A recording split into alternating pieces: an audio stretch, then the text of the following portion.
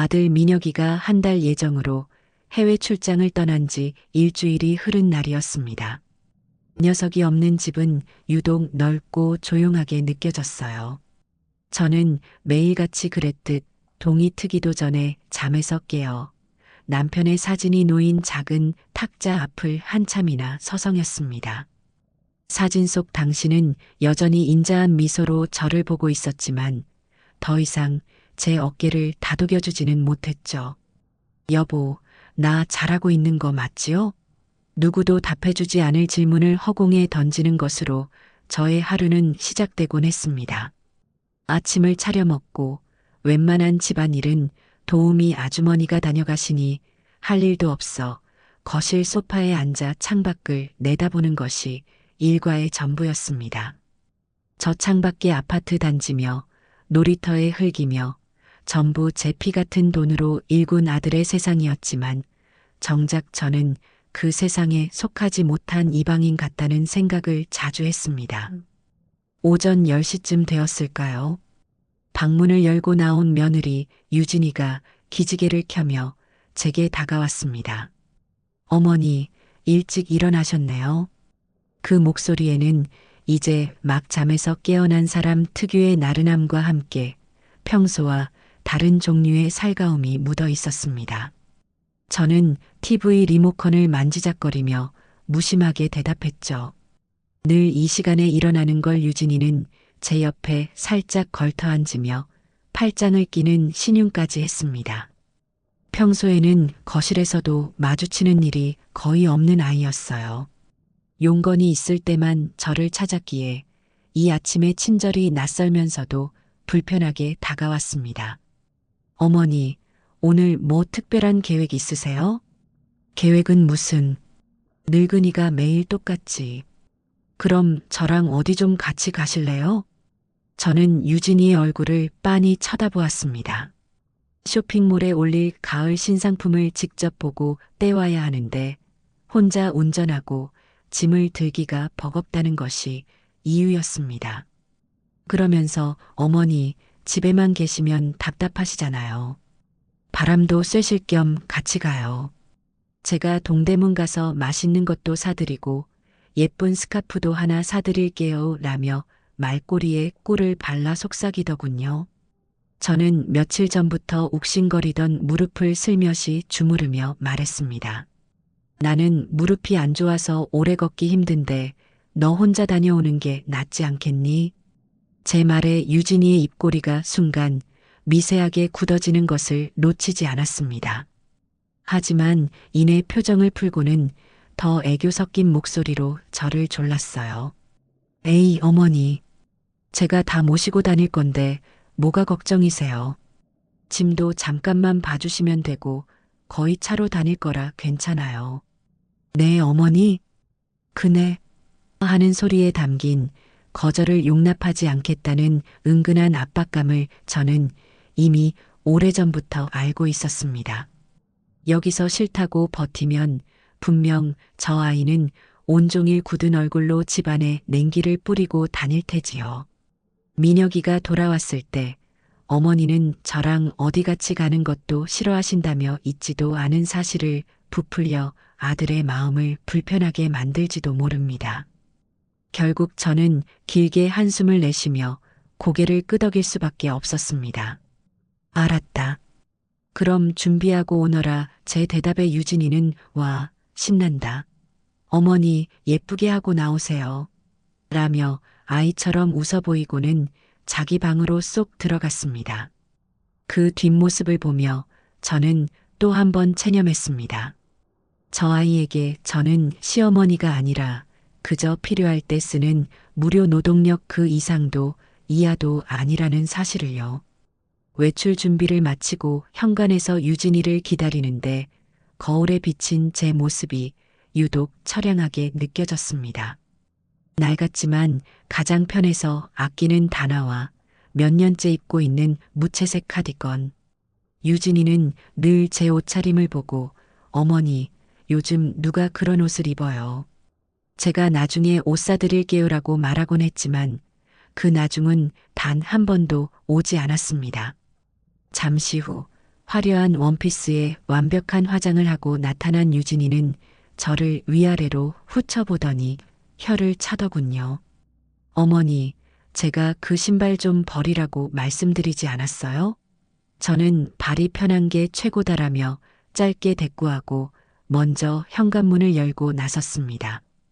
지하 주차장으로 내려가는 엘리베이터 안에서 유진이는 연신 스마트폰을 들여다보며 누군가와 메시지를 주고받느라 바빴습니다. 그 아이의 세상 속에서 저는 투명 인간이나 마찬가지였어요. 주차장에 도착하자 저 멀리서도 형광등 불빛을 받아 눈부시게 빛나는 하얀색 SUV 한 대가 보였습니다. 민혁이와 유진이가 결혼할 때 저 차를 선물했습니다. 이 차 타고 다니면서 좋은 곳 많이 다니고 행복한 추억 많이 만들렴. 차 키를 건네주던 날 그렇게 말하며 아들 내외의 앞날을 축복했었죠. 하지만 저 차는 어느새 며느리 혼자만의 자존심이자 계급장이 되어 있었습니다. 아들인 민혁이조차 저 차를 몰 때는 유진이의 허락을 받아야 할 정도였으니까요. 유진이가 리모컨을 누르자 차가 삑 소리를 내며 문이 열렸습니다. 제가 조수석 문을 열고 차에 오르려는데 발을 디디는 순간 낡은 단화바닥이 플라스틱 발판에 스치며 희미한 자국을 남겼습니다.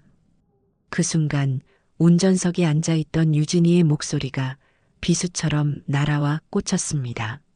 어머니, 조심 좀 하세요. 이거 어제 시간 들여서 세차한 거란 말이에요. 저는 화들짝 놀라 발을 떼고는 미안하다. 잘 안 보여서라고 말끝을 흐렸습니다. 됐어요. 그냥 빨리 타세요. 퉁명스러운 대답이 돌아왔습니다. 차에 오르는 그 짧은 순간이 마치 가시방석 같았어요. 시트에 주름 하나라도 잡힐까, 등받이에 머리카락 하나라도 묻을까 온 신경이 곤두섰습니다. 제가 사준 차에 제가 오르면서 저는 죄인처럼 고개를 숙여야만 했습니다. 유진이는 보란 듯이 물티슈를 뽑아 제가 낸 자국을 신경질적으로 닦아내고는 시끄러운 음악을 틀고 주차장을 빠져나갔습니다. 차 안의 공기는 출발부터 납덩이처럼 무겁게 가라앉아 있었습니다. 동대문으로 향하는 내내 유진이는 누구와 통화를 하는지 블루투스 이어폰을 낀 채 한참을 떠들어댔습니다. 아마도 쇼핑몰 동업자이거나 친구인 듯 했습니다. 저는 그저 창밖의 풍경만 바라보았죠. 한때는 제 삶의 전부였던 저 거리들이 이제는 유리창 너머의 풍경처럼 아득하게만 느껴졌습니다. 한참을 달리던 차가 동대문 근처에 다다르자 길은 차들로 꽉 막혀 거대한 주차장으로 변해 있었습니다. 유진이의 미간이 서서히 찌푸려지기 시작했어요. 아, 진짜. 주말엔 오는 게 아니었는데 혼잣말인지 제게 하는 말인지 모를 불평이 차 안을 채웠습니다. 가까스로 도착한 주차 빌딩은 그야말로 지옥이었습니다.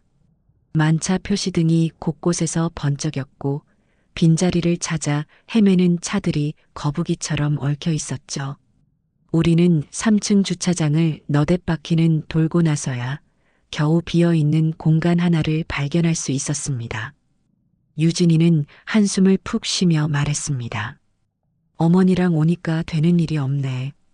평소엔 바로 찾았는데 그 비난의 화살은 어김없이 제게로 향했습니다. 저는 아무 대꾸도 할 수 없었죠. 그녀가 힘든 건 모두 제 탓이 되어버리는 이 집안의 법칙에 익숙해진 지 오래였습니다. 어머니, 먼저 내리셔서 뒤 좀 봐주세요. 자리가 너무 좁아서 안 되겠어요. 그녀의 명령에 저는 힘겹게 차 문을 열고 밖으로 나섰습니다.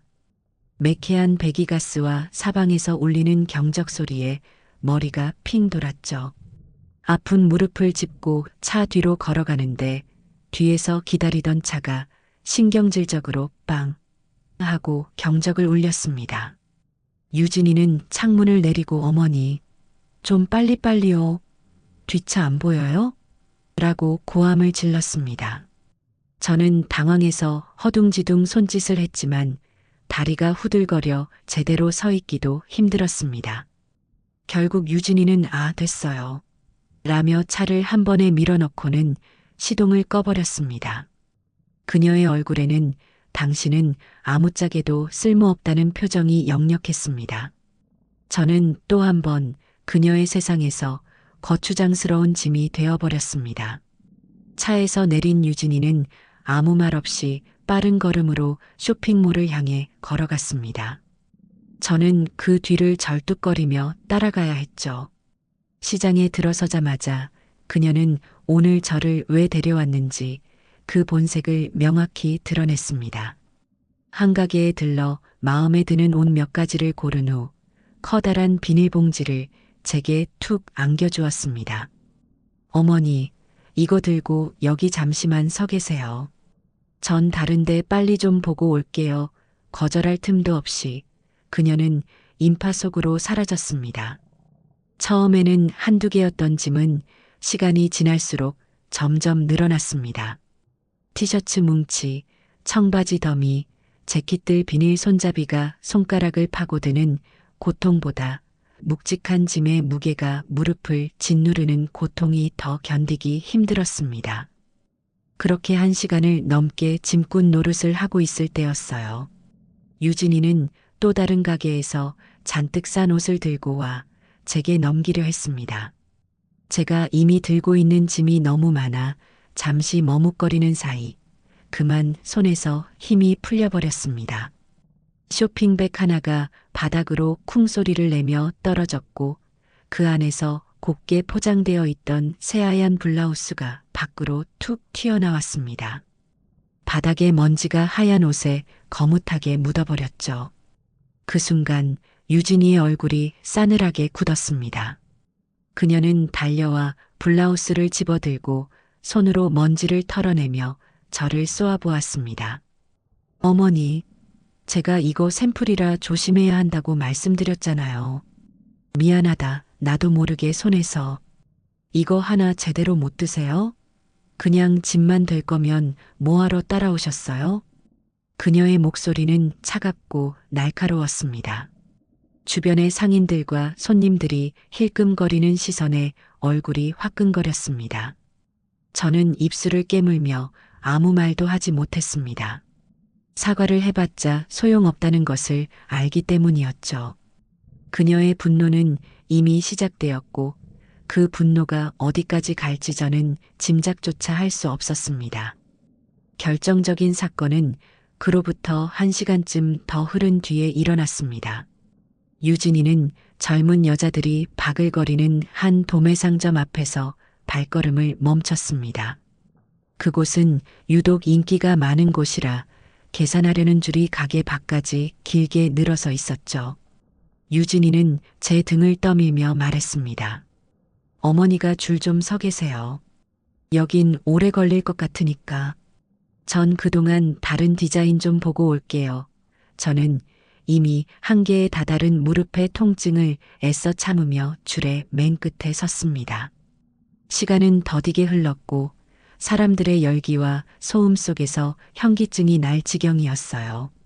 그렇게 20분을 넘게 기다렸을까요? 드디어 제 차례가 코앞으로 다가왔습니다. 그런데 유진이는 돌아올 기미가 보이지 않았죠. 제 뒤에 서 있던 젊은 여자가 아줌마 계산 안 하실 거예요? 라며 핀잔을 주었습니다. 저는 당황해서 유진이에게 전화를 걸었지만 그녀는 받지 않았습니다. 한 번 더 걸자 이번에는 통화 거절음이 들려왔습니다. 일부러 받지 않은 것이었죠. 제 차례가 되자 점원이 뭐 찾으세요? 라고 물었지만 저는 유진이가 무엇을 사려 했는지 알지 못해 저 잠시만요라며 우물쭈물할 수밖에 없었습니다. 뒷사람들의 불평과 점원의 짜증 섞인 시선이 온몸에 와서 박히는 듯 했습니다. 바로 그때 유진이가 느긋한 걸음으로 나타났습니다. 제 쩔쩔매는 모습을 본 그녀는 과장되게 한숨을 푹 쉬더니 제 팔을 거칠게 잡아 끌어줄 밖으로 빼냈습니다. 아, 답답해 죽겠네. 그냥 나오세요. 제가 할게요. 그녀의 고함 소리에 주변의 모든 시선이 우리에게로 쏠렸습니다. 제 얼굴은 불타는 것처럼 달아올랐습니다. 그 수많은 사람들 앞에서 저는 말기도 못 알아듣고 행동도 굼뜬 쓸모없는 늙은이로 전락해버렸습니다. 유진이는 저를 한쪽 구석에 세워두고는 아무 일 없었다는 듯 자기가 직접 계산을 하고 물건을 챙겨 나왔습니다. 그녀는 제게 단 한마디의 말도 건네지 않았습니다. 그 침묵이 수백 마디의 욕설보다 더 저를 아프게 찔렀습니다. 쇼핑을 마친 후 잔뜩 화가 난 며느리는 주차장으로 향했습니다. 주차 빌딩으로 가기 위해서는 수많은 인파로 붐비는 지하철 환승 통로를 지나야만 했죠. 며느리는 분풀이라도 하듯 성큼성큼 앞서갔고 저는 무거운 짐과 욱신거리는 무릎 때문에 도저히 속도를 맞출 수 없었습니다. 제가 뒤처지자 그녀는 신경질적으로 뒤돌아보며 재촉하기를 반복했습니다. 결국 제가 얘야, 다리가 너무 아파서 그러니 제발 천천히 좀.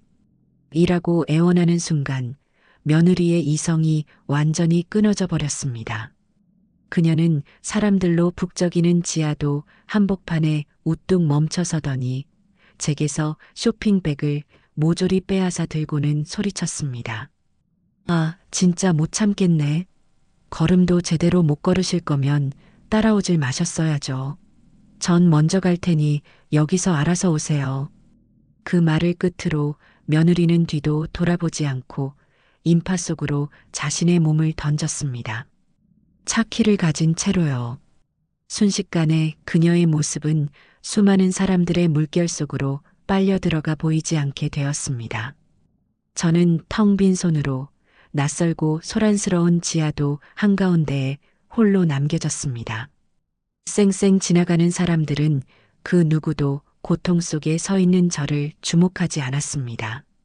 수많은 소음들이 윙윙거리며 제 귀를 때렸지만 제 세상은 완벽한 정적에 휩싸인 듯 했습니다. 아, 제가 버려졌구나. 제가 사준 차를 타러 가는 저 아이에게, 이 차가운 지하도 바닥에 저는 완벽하게 버려졌구나. 무릎의 통증보다 더한 아픔이 심장을 도려내는 것 같았습니다. 차가운 아스팔트 바닥에 내팽개쳐진 채로 얼마나 서 있었는지 모르겠습니다. 제 곁을 스쳐 지나가는 수많은 발걸음들은 저마다의 목적지를 향해 바쁘게 움직였지만 오직 저만이 시간을 잃고 그 자리에 뿌리 박힌 듯 서 있었어요. 며느리 유진이가 사라진 방향을 멍하니 바라보다가 문득 정신이 들었습니다. 여기서 하염없이 울고 있어봤자 돌아와 저를 부축해줄 사람은 아무도 없다는 냉정한 현실이 머리를 때렸죠. 어차피 저 아이에게 저는 함께 사는 가족이 아니라 아들에게 덤으로 딸려 온 가끔 쓸모는 있지만 대체로 거추장스러운 낡은 가구 같은 존재였을 뿐이니까요. 저는 천천히 몸을 돌렸습니다. 한 걸음을 내디딜 때마다 무릎에서 비명을 지르는 듯한 통증이 올라왔지만 그것은 심장이 아픈 것에 비하면 아무것도 아니었습니다. 지하도를 빠져나와 지상으로 올라오니 회색빛 도시의 소음이 저를 집어삼킬 듯 덮쳐왔습니다. 저는 길가로 나가 힘겹게 팔을 뻗어 택시를 잡았습니다. 택시에 오르는 그 짧은 순간조차 버거워 낑낑대자 기사님이 백미러로 저를 힐끔 보며 물었습니다. 어디 편찮으세요, 어르신? 저는 그저 무릎이 좀 안 좋아서요라고 힘없이 대답하고는 창밖으로 고개를 돌렸습니다.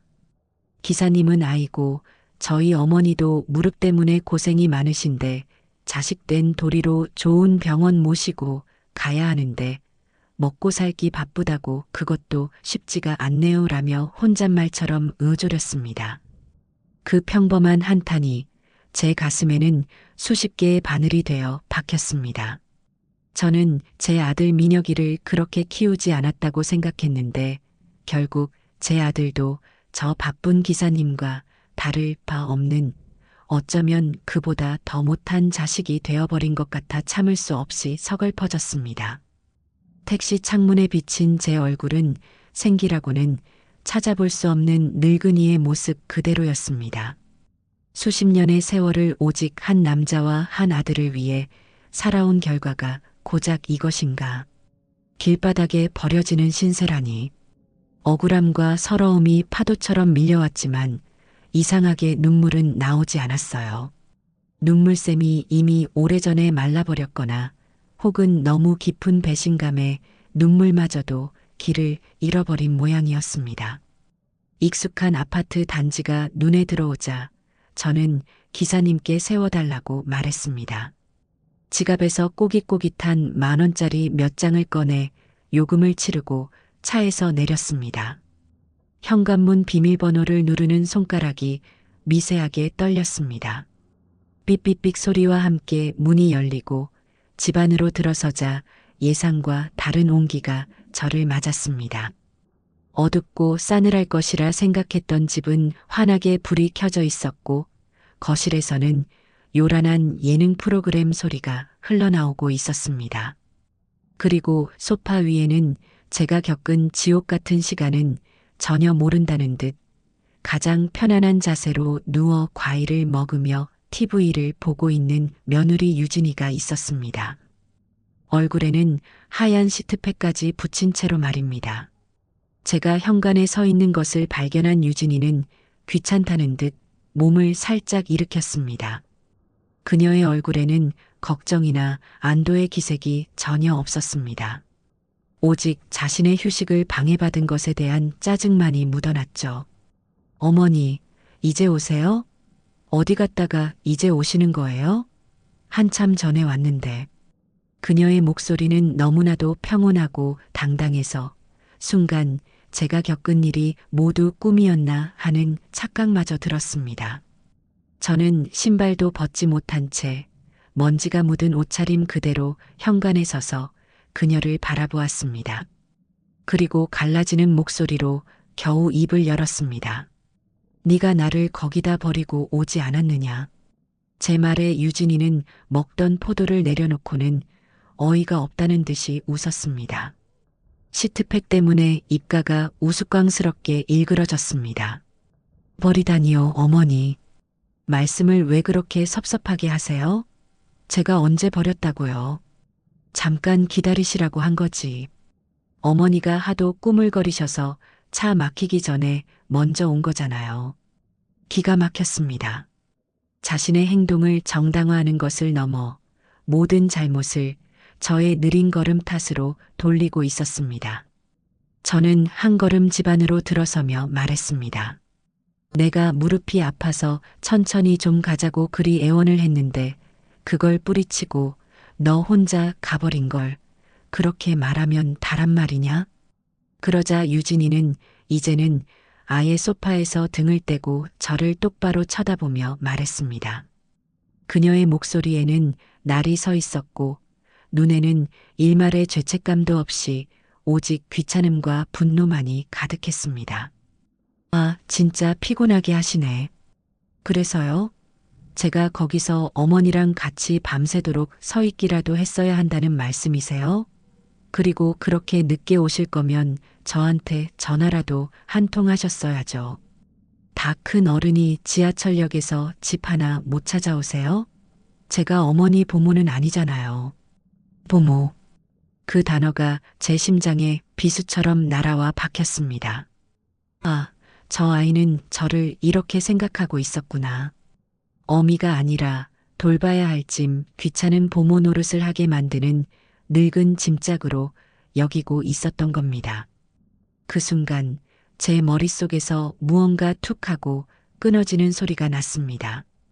더 이상 저 아이와 말을 섞는 것은 무의미했습니다. 저런 뻔뻔함과 이기심 앞에서는 그 어떤 말도 그 어떤 감정도 통하지 않을 것이 분명했습니다. 제 수십 년의 헌신과 사랑은 저 아이에게는 단 한 번도가 닿은 적이 없었던 겁니다. 저는 더 이상 아무 대꾸도 하지 않았습니다. 대답할 가치조차 없었습니다. 저는 그저 묵묵히 몸을 돌려 제 방으로 향했습니다. 제 침묵이 오히려 이상했는지 유진이가 등 뒤에서 소리쳤습니다. 제 말이 틀려요? 할 말 없으시죠? 다음부터는 좀 빠릿빠릿하게 움직이세요. 저까지 피곤하게 만들지 마시고요. 저는 그 악담을 등 뒤로 들으며 제 방 문손잡이를 잡았습니다.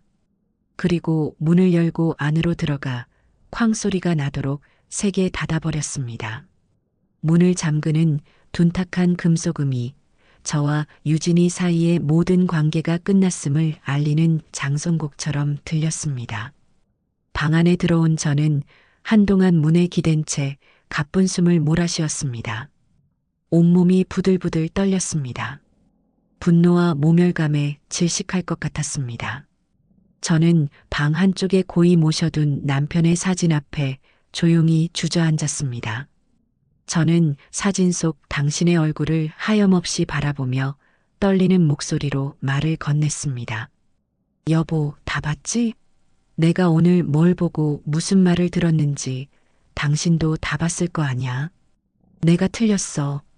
나는 우리 아들이 좋은 사람 만나 행복하게 살기만을 바랐는데 사람을 잘못 봐도 한참을 잘못 봤어. 저 아이는 사람이 아니야. 은혜도 염치도 모르는 짐승만도 못하다고. 여보, 이제 나 더는 못 참겠어. 내가 내 손으로 저 아이의 오만 방자함에 마침표를 찍을 거야. 내가 저 아이에게 줬던 모든 것들 하나도 빠짐없이 전부 다 거두어 갈 거라고. 그러니 하늘에서 너무 노여워 말고 이 못난 마누라가 하는 짓 끝까지 지켜봐줘. 남편과의 피 끓는 맹세를 마친 저는 자리에서 벌떡 일어났습니다. 그리고는 곧장 방 한쪽에 놓인 낡은 자개장으로 향했습니다. 그 안에는 제 인생의 희로애락이 담긴 물건들이 잠들어 있었죠. 남편이 처음 주었던 연애편지, 민혁이가 어버이날에 만들어준 카네이션, 그리고 맨 아래 칸 깊숙한 곳에 넣어둔 낡은 서류 상자. 저는 그 상자를 꺼내 먼지를 닦아내고 조심스럽게 열었습니다. 그 안에는 아들 내외가 결혼할 당시의 서류들이 고스란히 담겨 있었어요.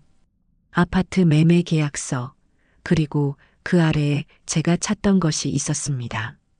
바로 그 하얀색 SUV의 자동차 구매 계약서 원본이었습니다. 공급받는 자의 이름은 아들 민혁이의 이름으로 되어 있었지만 그 아래 공급자, 즉 대금을 지불하고 차를 구매한 사람의 이름은 제 이름 박찬숙 석자가 선명하게 적혀 있었습니다. 그 옆에는 혹시나 싶어 따로 보관해 두었던 예비 스마트키가 비닐 포장도 뜯지 않은 새것 그대로 들어 있었죠. 저는 그 서류와 열쇠를 손에 쥐었습니다. 그것은 더 이상 아들을 위한 사랑의 선물이 아니었습니다. 그것은 이제 저를 배신한 세상에 맞서 싸울 저의 무기이자 빼앗긴 제 인생을 되찾아올 유일한 열쇠였습니다. 상자 뚜껑을 닫으며 저는 얼음처럼 차가운 목소리로 응조렸습니다. 그래, 유진아. 내가 그토록 애지중지하는 그것부터 내가 없애주마. 그날 제 기나긴 인내의 역사는 끝이 나고 무섭고도 통쾌한 복수의 역사가 비로소 그 첫 장을 열었습니다. 다음 날 아침 저는 평소보다 조금 더 일찍 일어났습니다. 밤사이 제 안에서 일어난 태풍을 감추기라도 하듯 제 마음은 오히려 고요한 호수 같았어요. 부엌으로 나가니 유진이가 토스터에 빵을 굽고 있었습니다. 저를 보더니 어색하게 웃으며 인사를 건네더군요. 어머니, 주무셨어요? 마치 어제 지하도에서 있었던 일은 꿈속의 일이었다는 듯이 말입니다. 그래, 너도 잘 잤니? 네. 어젠 제가 너무 정신이 없어서 어머니, 정말 괜찮으셨어요? 괜찮다니까. 나도 피곤해서 그냥 먼저 들어온 것뿐이다. 저는 태연하게 커피 물을 올리며 대답했습니다. 제 얼굴에서 어떤 원망이나 서운함도 찾아볼 수 없자 유진이는 안심하는 기색이 역력했습니다. 아마도 제가 기억력이 흐릿해진 늙은이라 어제의 모욕짐은 하룻밤 자고 나면 잊어버릴 거라고 생각했을지도 모릅니다. 저희는 아무 말 없이 식탁에 마주 앉아 아침을 먹었습니다.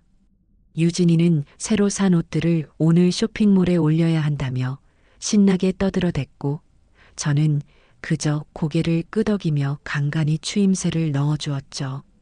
이 고요한 아침 식사 자리는 폭풍전야 그 자체였습니다. 유진이가 요가를 하러 간다며 집을 나서자마자 저는 곧바로 전화를 들었습니다. 수화기 너머로 제 오랜 친구 영희의 목소리가 들려왔습니다. 여보세요? 찬숙이니? 영희야, 나다. 어쩐 일이야, 이 아침부터. 별일 없고? 저는 잠시 망설였습니다. 이 모든 일을 어디서부터 어떻게 설명해야 할지 막막했기 때문입니다. 하지만 영희는 제 침묵 속에서 무언가를 감지했는지 목소리를 낮춰 물었습니다. 너 무슨 일 있구나? 그 한마디에 결국 저는 참았던 모든 것을 쏟아내기 시작했습니다. 어제 동대문 시장에서 있었던 일, 지하도 한복판에 버려졌던 일, 그리고 제가 사준 차를 마치 자기 것인 양 유세하며 저를 무시했던 지난 세월까지.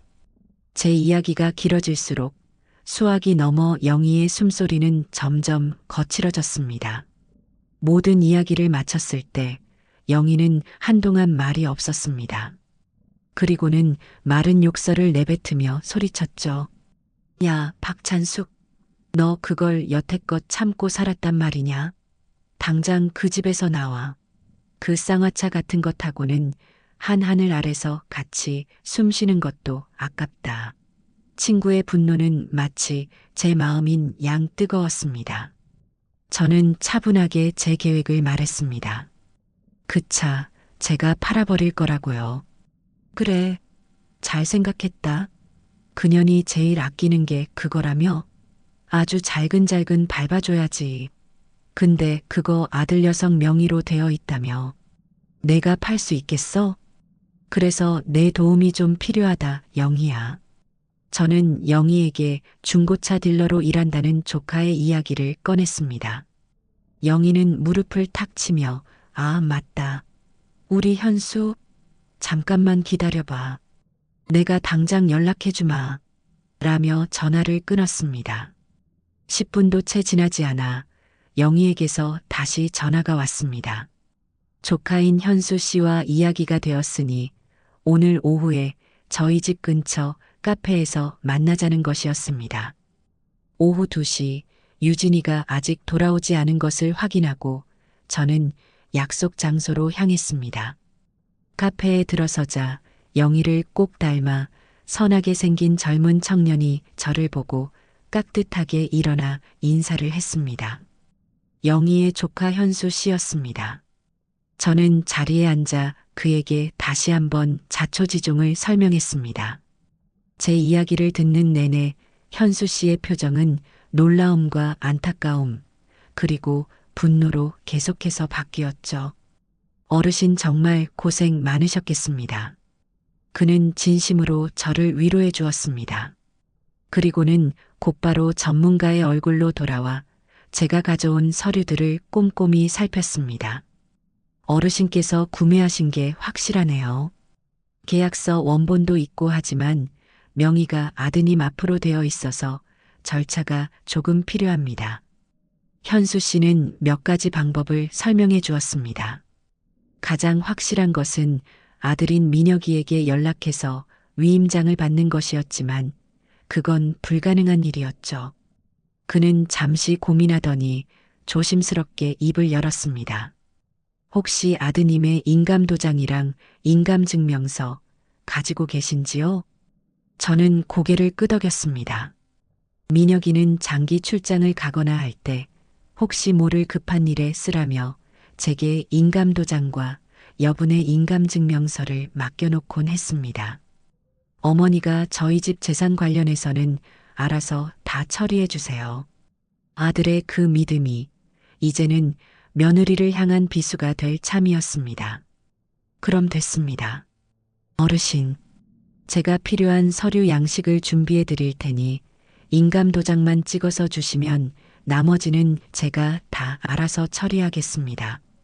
아드님이 해외 체류 중이라 어머님께 판매를 위임했다는 식으로 서류를 꾸미면 법적으로 아무 문제가 없습니다. 현수 씨의 확신에 찬 목소리에 저는 용기를 얻었습니다. 우리는 그 자리에서 작전 계획을 세웠습니다. 먼저 유진이가 없는 틈을 타 집 주차장으로 가서 차 사진부터 찍기로 했죠. 카페에서 헤어진 후 저는 현수 씨와 함께 아파트로 돌아왔습니다. 다행히 유진이는 아직이었습니다. 저희는 곧장 지하 주차장으로 향했습니다. 현수 씨는 전문가용 카메라를 꺼내 이리저리 각도를 바꿔가며 차 사진을 찍기 시작했습니다. 유진이가 매일같이 닦고 광낸 덕에 차는 연식에 비해 신차처럼 상태가 좋았습니다. 현수 씨는 혀를 내두르며 말하더군요. 이렇게 관리가 잘 된 차는 금방 팔립니다. 어르신, 죗값을 떠나서 아주 좋은 주인에게 갈 수 있겠네요. 사진을 다 찍은 현수 씨는 노트북을 셔차 사진들을 옮기고는 곧바로 중고차 거래 사이트에 매물을 올렸습니다. 차주 해외 출장으로 인한 대리 금매, 신차급 컨디션, 비흡연 여성 1인 운행. 그럴듯한 제목 아래 번쩍이는 하얀색 SUV 사진이 올라갔습니다. 저는 제 노트북 화면에 떠 있는 그 매물을 보며 만감이 교차했습니다. 이제 정말 돌아갈 수 없는 강을 건넌 것이었습니다. 현수 씨는 제 어깨를 두드리며 말했습니다. 어르신, 이제 시작입니다. 마음 단단히 먹으세요. 그날 오후 저는 제 인생에서 가장 거대하고 통쾌한 복수의 첫 발을 내디뎠습니다. 덫을 놓고 기다리는 사냥꾼의 심정이 이런 걸까요? 저는 온종일 휴대폰만 들여다보며 시간을 보냈습니다. 유진이는 저녁 늦게 돌아와 피곤하다며 곧장 자기 방으로 들어갔고 덕분에 저는 마음 편히 다음 단계를 준비할 수 있었죠. 현수 씨의 말대로 반응은 생각보다 훨씬 빨리 왔습니다. 다음 날 오전에 걸려온 전화였습니다. 어르신, 접니다. 현수입니다. 그래요, 현수 씨. 무슨 소식이라도 있나요? 네. 어제 올린 매물 보고 연락이 빗발치고 있습니다. 그 중에서 가장 좋은 조건을 제시한 분이 계셔서 오늘 오후에 직접 차를 보고 싶다고 하십니다. 어르신 시간은 어떠신지요? 예상보다 빠른 전개에 심장이 쿵 내려앉는 것 같았습니다. 하지만 망설일 시간은 없었죠. 저는 나는 괜찮으니 약속을 잡아주세요라고 말했습니다. 약속 시간은 오후 3시, 장소는 저희 아파트에서 조금 떨어진 한적한 공원 주차장이었습니다. 이제 고비는 유진이가 없는 틈을 타 제가 무사히 차를 몰고 그곳까지 가는 것이었습니다. 그런데 그날따라 유진이는 외출할 기미를 보이지 않았습니다. 거실 소파에 누워 태블릿으로 드라마를 보며 키득거리고 있었죠. 약속 시간은 다가오는데 제 속은 까맣게 타들어갔습니다. 2시가 넘었을 때였습니다. 제 휴대폰이 요란하게 울리기 시작했습니다. 화면에는 모르는 번호가 떠 있었죠. 현수 씨가 아니라 구매자 본인인 것 같았습니다. 저는 심장이 철렁 내려앉는 것을 느끼며 황급히 전화를 들고 베란다로 나갔습니다. 여보세요? 아, 예. 안녕하세요. 중고차 사이트 보고 연락드렸습니다. 오늘 3시에 차 보기로 한 사람인데요. 약속 장소를 다시 한번 확인차. 저는 등줄기에 식은땀이 흐르는 것을 느끼며 최대한 목소리를 낮춰 대답했습니다. 아, 네네. 알고 있습니다. 그 공원 주차장이요. 그때 거실에 있던 유진이가 어머니, 누구세요? 라며 고개를 내밀었습니다. 저는 순간적으로 기지를 발휘했죠. 아, 경로당 총무님이셔. 이번에 야유회 가는 거 회비 문제 때문에 유진이는 별 의심 없이 다시 드라마에 시선을 고정했고 저는 구매자와 서둘러 통화를 마쳤습니다. 네, 그럼 이따 뵙겠습니다. 전화를 끊고 나니 온몸에 힘이 쭉 빠졌습니다. 하지만 이 아슬아슬한 위기를 넘기고 나니 오히려 두려움은 사라지고 대담함이 차올랐습니다. 2시 반쯤 되었을 때 하늘이 도왔는지 유진이에게 전화 한 통이 걸려왔습니다. 아마 친구인 듯 했어요. 정말? 지금? 알았어. 금방 갈게. 유진이는 서둘러 외출 준비를 시작했습니다. 제게는 어머니, 저 친구가 급하게 보자고 해서 잠깐 나갔다 올게요라는 말만 남기고 현관을 나섰습니다. 저는 쿵쾅거리는 심장을 진정시키며 유진이가 완전히 나간 것을 확인하고 나서야 움직이기 시작했습니다. 저는 제 방으로 들어가 서류 상자에서 아들의 인감도장과 인감증명서, 위임장 양식, 그리고 제 신분증을 챙겼습니다. 그리고 거실 탁자 위에 놓인 자동차 키를 집어들었습니다. 차갑고 묵직한 그 감촉이 손바닥에 선명하게 느껴졌습니다.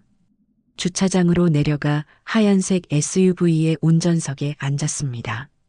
제가 이 차의 운전석에 앉는 것은 오늘이 처음이자 마지막이었습니다. 시동을 걸자 차는 부드러운 엔진음을 내며 깨어났습니다. 저는 천천히 그리고 아주 익숙하게 차를 몰아 아파트 단지를 빠져나갔습니다. 약속 장소인 공원 주차장에 도착하니 현수 씨와 한 가족이 저를 기다리고 있었습니다. 젊은 부부와 어린 딸아이였죠. 인상이 무척 선해 보였습니다. 현수 씨가 저를 그들에게 소개했고 저희는 가볍게 목례를 나누었습니다. 남편 되시는 분이 차를 꼼꼼하게 살피기 시작했습니다. 그는 운전석에도 앉아보고 엔진 소리도 들어보더니 아주 만족스러운 표정을 지었습니다. 차가 정말 좋네요. 전 차주분께서 관리를 아주 잘하셨나 봅니다. 그의 말에 현수 씨가 옆에서 거들었습니다. 네, 저희 고모님이 되시는 분인데 아드님이 해외에 나가 계셔서요. 아주 애지중지 아끼던 차입니다. 저는 그들의 대화를 들으며 묵묵히 서 있었습니다. 차를 살펴보던 부부는 자기들끼리 잠시 상의를 하더니 이내 구매를 결정했습니다. 저희는 차 안에서 계약서를 작성하기 시작했습니다. 현수 씨가 미리 준비해온 자동차 양도 증명서에 저는 떨리는 손으로 제 인적 사항을 적어 내려갔습니다. 그리고 마지막 양도인 서명란. 저는 품속에서 비단 주머니에 든 인감도장을 꺼냈습니다. 아들의 이름 석자가 새겨진 묵직한 도장이었습니다. 붉은 인주를 묻혀 서류 위 정해진 칸에 힘주어 꾹 눌렀습니다. 선명하게 찍힌 붉은 낙인은 이 길고 지독했던 관계의 종언을 알리는 신호탄과도 같았습니다. 구매자는 그 자리에서 제 통장으로 약속된 금액 전액을 이체했습니다. 잠시 후 제 휴대폰으로 띵하는 소리와 함께 입금 완료를 알리는 메시지가 도착했습니다. 수천만 원에 달하는 금액이었습니다. 제 평생 이렇게 큰 돈을 제 통장으로 받아본 것은 처음이었습니다. 이것은 단순한 돈이 아니었습니다. 제 빼앗긴 시간, 짓밟힌 자존심에 대한 보상이자 앞으로 살아갈 제 새로운 인생의 자본금이었습니다. 모든 절차는 끝났습니다.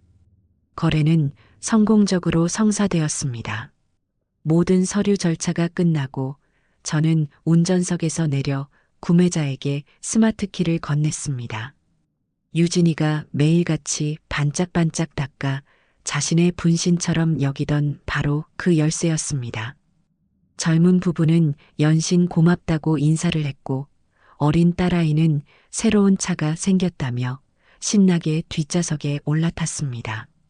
저는 그들을 향해 희미하게 웃으며 말했습니다. 부디 이 차 타고 좋은 곳 많이 다니시면서 행복한 추억만 만드시길 바랍니다.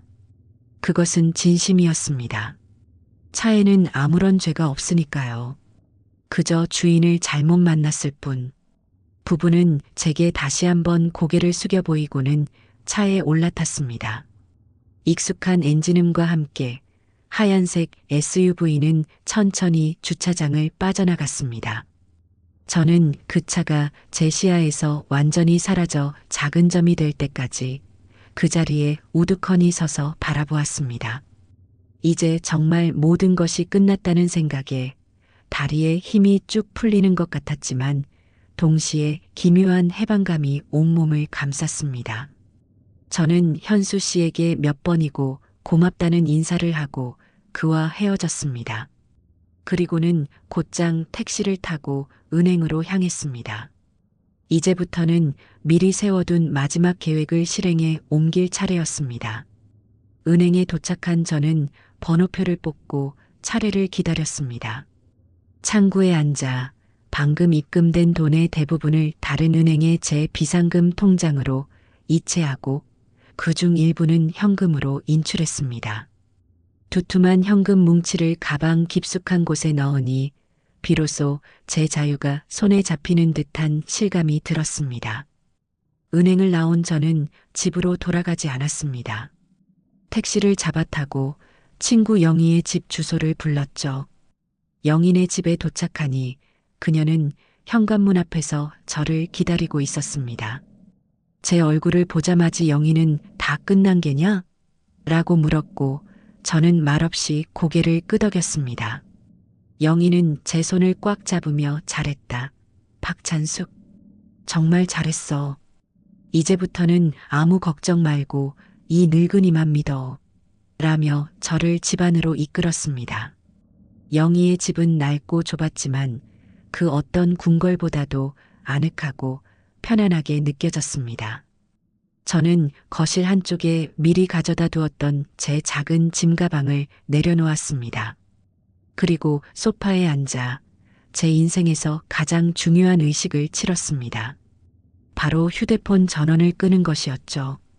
전원 버튼을 길게 누르자 화면에 전원을 끄시겠습니까? 라는 문구가 떴습니다. 저는 망설임 없이 확인 버튼을 눌렀습니다. 화면이 까맣게 변하며 저와 저를 억압하던 세상을 이어주던 마지막 연결고리가 끊어졌습니다. 이제 저는 공식적으로 그들의 세상에서 사라진 존재가 되었습니다. 영희는 따뜻한 대추차 한 잔을 타와 제 손에 쥐어주었습니다. 김이 모락모락 피어오르는 찻잔을 들고 있으니 꽁꽁 얼어붙었던 몸과 마음이 조금씩 녹아내리는 듯 했습니다. 저희는 한동안 아무 말 없이 차만 마셨습니다. 그 고요함 속에서 저는 지금쯤 아들 내외의 집에서 벌어지고 있을 일들을 상상했습니다. 오늘 저녁이면 민혁이가 한 달간의 출장을 마치고 돌아올 겁니다. 피곤한 몸을 이끌고 공항에서 집으로 돌아오겠죠. 유진이는 아무것도 모른 채 아마 평소처럼 온갖 예쁜 척을 하며 남편을 맞이할 겁니다.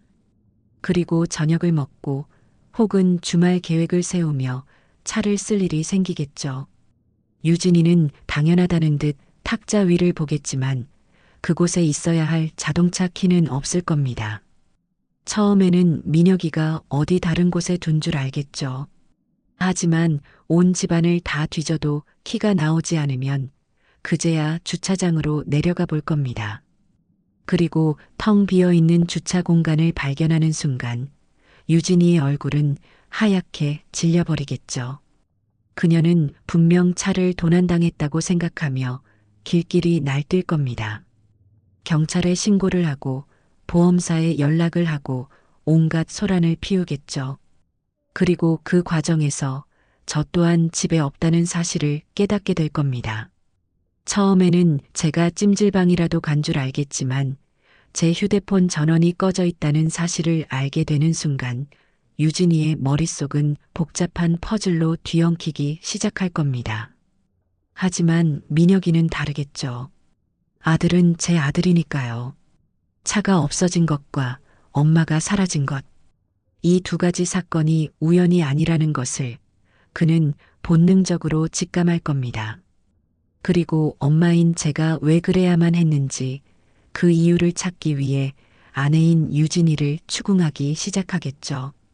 그때부터가 그들 부부에게 진짜 지옥의 시작일 겁니다. 저는 상상의 나래를 펼치다 피식 웃고 말았습니다. 그 모습을 본 영희가 뭘 그리 웃고 있냐? 라고 물었습니다. 저는 찻잔을 내려놓으며 대답했습니다. 영희야, 내가 내 아들놈에게 그리고 그 아이에게 주는 마지막 선물이 과연 무엇일지 갑자기 궁금해져서 말이다. 제 말의 의미를 알아들은 영희도 저를 따라 웃었습니다. 그날 밤 저는 영희가 내어준 따뜻한 아랫목에서 그 어떤 악몽도 꾸지 않고 깊고 평온한 잠을 잤습니다. 제 길고 길었던 인내의 시간이 끝나고 짜릿한 복수의 시간이 막을 올리고 있었습니다. 그날 저는 친구 영희의 집 따뜻한 아랫목에 앉아 영희가 차려준 저녁상을 물리고 숭늉을 마시고 있었지만 제 온 신경은 다른 곳에 가 있는 듯 했습니다. 수화기 너머로 들었던 아들의 목소리가 제가 버려졌던 지하도만큼이나 차갑고 낯설게 느껴질까봐 저는 속으로 몇 번이고 마른 침을 삼켰습니다. 영희는 그런 제 속을 아는지 모르는지 넌지시 말을 건넸습니다. 너무 걱정 마라, 찬수가. 민혁이가 아무리 마누라 뒷공무니만 쫓아다녔어도 지 애미가 길바닥에 버려졌다는데 그걸 두둔하겠냐? 애비 없는 자식이라고 내가 어릴 때부터 봐왔지만 심성까지 썩은 놈은 아니야. 영희의 말에 고개를 끄덕이면서도 저는 마음 한편의 불안을 지울 수 없었습니다. 지난 10년간 며느리 유진이가 보여준 교묘한 언변과 사람을 홀리는 기술은 제 상상을 초월하는 것이었으니까요. 저는 눈을 감고 지금쯤 벌어지고 있을 일들을 그려보았습니다. 인천공항 게이트를 빠져나오는 아들의 피곤한 얼굴, 자신을 마중 나온 아내를 보며 반갑게 웃는 모습, 그리고 집으로 돌아오는 차 안에서 유진이가 애써 태연한 척하며 오늘 있었던 일을 어떻게 포장할지 고민하는 그 표정까지. 아마 유진이는 차를 도난당했다는 충격적인 소식을 어떻게 전해야 남편에게 자신의 책임이 가장 적어 보일지, 혹은 오히려 자기가 피해자인 것처럼 보일지 머릿속으로 수십 번도 더 계산하고 있을 겁니다. 어머니가 갑자기 사라지셔서 내가 얼마나 찾아다녔는지 몰라요. 따위의 거짓말을 눈물과 함께 버무려내겠지요. 저녁 시간이 훌쩍 지나고 벽시계의 시침이 9시를 넘어갈 무렵이었습니다. 드디어 제 휴대폰이 아닌 영희의 휴대폰이 요란하게 울리기 시작했습니다. 발신자 이름은 민혁이었습니다. 심장이 쿵 하고 바닥으로 떨어지는 것 같았습니다. 영희는 제게 눈짓을 한번 하고는 제 마음의 준비를 확인한 뒤에야 스피커폰으로 전화를 받았습니다. 여보세요. 수화기 너머로 아들의 다급한 목소리가 터져나왔습니다. 이모님, 저 민혁이에요. 혹시 저희 어머니 거기 계세요? 집에 안 계시고 전화기도 꺼져 있어서 온 집안이 난리가 났어요. 아들의 목소리는 당황과 걱정으로 심하게 떨리고 있었습니다. 영희는 제게 배운 대로 한 톤 낮은 차분하고 냉정한 목소리로 대답했습니다. 그래, 민혁아. 내 엄마 여기 있다. 아주 편안하게 잘 쉬고 있으니 걱정 붙들어 매라. 다행이다, 정말 다행이에요. 어머니, 전화기가 꺼져 있으셔서 이모님, 지금 집에 무슨 일이 있는지 아세요? 유진이가 그러는데 차를 도난당했다고요. 그리고 어머니는 하루 종일 연락이 안 되셨다고. 이게 다 어떻게 된 일인지 저는 정말.